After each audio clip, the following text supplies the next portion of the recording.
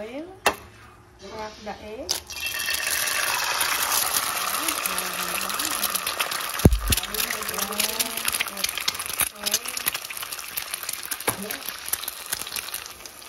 And then onion.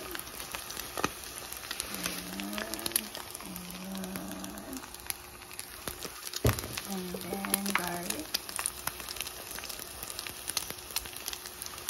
And then something paminta.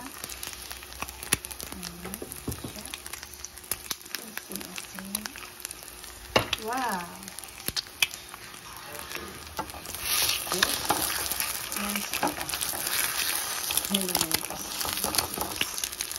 And then, lagay natin dito sa rice. And then, ito naman is lentils. Para siyang munggo. Ayan, this is my favorite.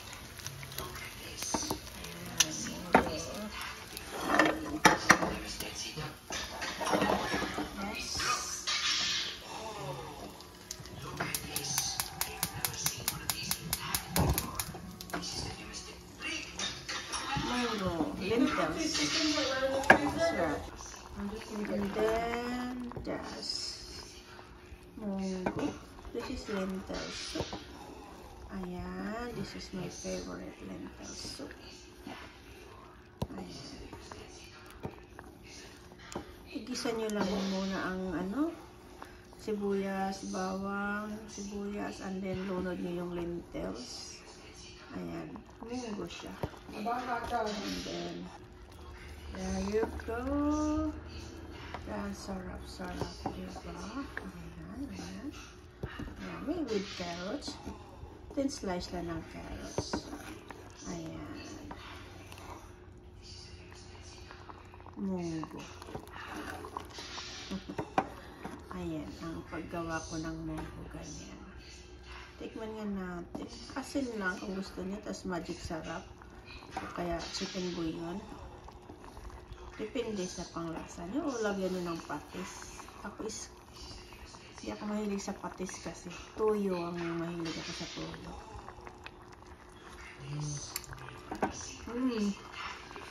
Sarap na. Yan. Yum, yum. Yum, yum, yum. And then, I put over rice. Patay na natin siya. Ayan. And then, over rice siya. Lagay natin yan. Over rice. Yan ang pag nagkain ako ng munggo. So,